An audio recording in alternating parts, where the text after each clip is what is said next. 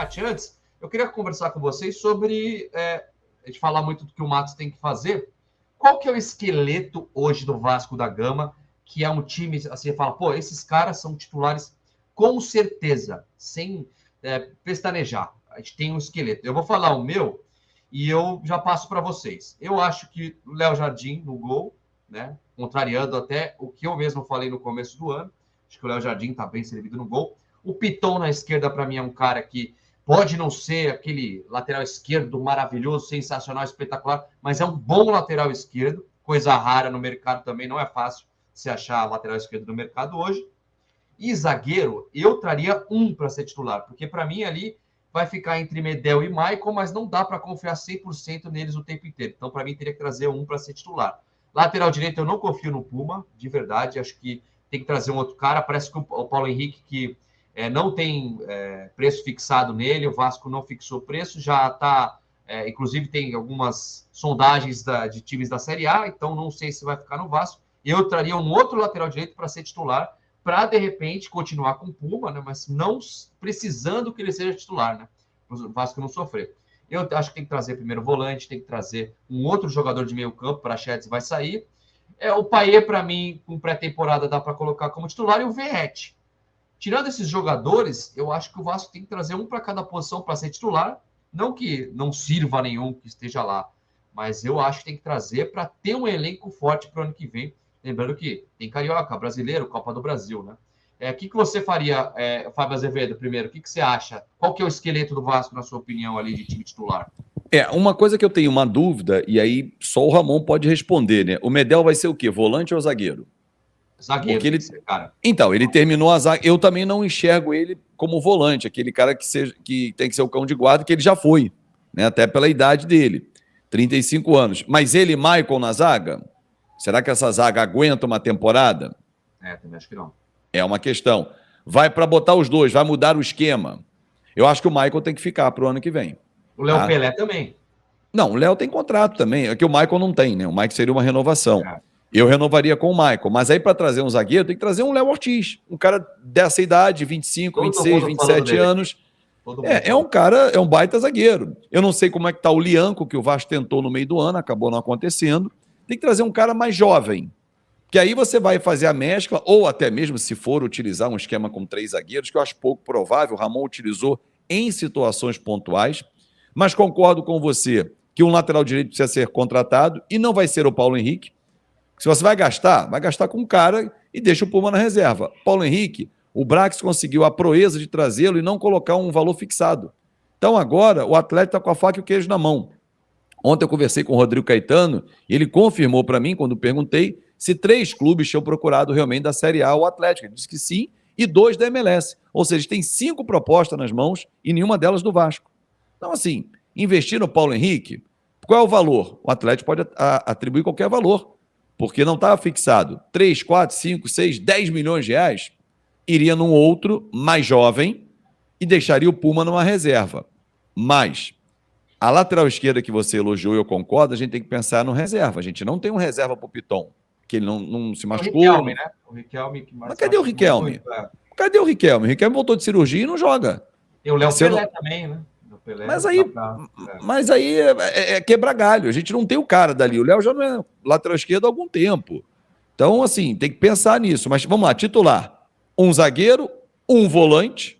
Aí um volante estilo... Um cara assim, um Cuejara, um cara de 28, 30 anos. Um volante técnico que se impõe ali, um cara de nome. Um meia para jogar com o Payet, que aí eu traria o Paulinho para ser esse segundo homem. E aí você teria de opções. Renovaria o Zé Gabriel para ficar como opção. Tem Marlon Gomes. Não compraria o Praxedes. Eu, por 26 milhões, eu não compraria o Praxedes. Acho que não. Tá? Você teria o próprio Jair como opção também. E um atacante lá de campo, o beirada, né? O extremo, como eles gostam de denominar, para o PEC ser banco. E o Rossi vai ter o contrato renovado, porque, para mim, de forma absurda, foi colocada a cláusula de renovação automática em caso de permanência na Série A. Por que eu digo absurda? Porque é um jogador de 30 anos que não performou no curto período que esteve no Vasco. Performou um período do curto período. A reta final dele foi um horror. Mas ele ano que vem pode render mais. Ok, mas a gente está agarrado num cara de 30 anos. Podia abrir espaço para um de 25, 26, por exemplo. E o mercado sul-americano está aí para que eles possam olhar. E um reserva, já que o Sebastião foi embora, para o Verratti. Tem o Figueiredo? Tem. Mas qual é a função do Figueiredo? O Ramon enxerga ele em que função? Que o Figueiredo, inclusive, poucas vezes ficou no banco, né? É verdade. É que assim, eu acho que tem que pensar em ter espaço para jogadores da base, principalmente o Ryan. Marlon Gomes, cara, eu tenho dúvida se o Marlon Gomes já não é titular desse time, na minha opinião, assim, para o ano que vem.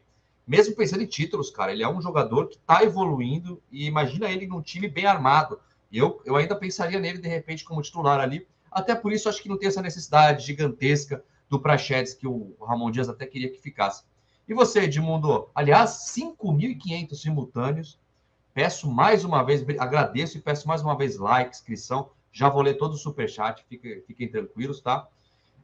Mas obrigado pela grande audiência. Se inscreve no Fanático Vascaíno, tá aqui na descrição também. Mas muito obrigado. Edmundo, e você, cara? O que você pensa desse esqueleto? De quais posições precisa vir? Mas a gente tem que pensar em jogador grande. Acho que quantos titulares o Vasco precisa contratar para você? E qual você dispensaria, se você quiser falar disso também, né? Não, para mim é tranquilo. Eu vou plagiar o PVC, meu amigo. Time bom consagra jogador ruim e time ruim afunda jogador bom. O que eu quero dizer com isso? Se você vai no mercado e trazer 4 caras fera pra cacete, o entorno vai crescer. O Puma vai jogar muito, o Lucas Piton vai jogar muito, Paulinho vai jogar muito, sabe? Então, manter os que deram certo, promover os jovens, que eu gosto muito dos jovens do Vasco, eu acho que eles já têm o DNA do Vasco, dar mais oportunidade para o Paulinho, lateral direito, para o Ryan, para o Figueiredo, para o Yuri Marcos. Eric Marcos. Eric Marcos, eu sempre falo Yuri. É você dar mais chance para esses atletas, já que você vai trazer titulares. Titulares eu traria um zagueiro, fera, gostei muito do nome que você disse aí, Léo Ortiz, um meia, fera, um craque, e mais jovem, um atacante de lado, um cara veloz, talvez 3, 4 jogadores, mais um volante. Aí, no dia a dia, o Zé Gabriel vai lutar pela posição de titular dele, o Peck vai lutar pela posição de titular dele, cada um vai ter uma briga interna saudável, porque quando você briga internamente, você está mais forte para brigar com o adversário. E acho que nós temos um técnico que sabe tirar o melhor de cada jogador, e com a chegada de 4, 5, 6 jogadores, ele vai ter também banco de reserva, porque acabou dando certo, tá? Acabou dando certo a entrada do Paulinho, porque o Praxedes se machucou e ele entra e faz o gol. E aí depois o Payet foi o Marlon Gomes. Né? Marlon Gomes, é verdade.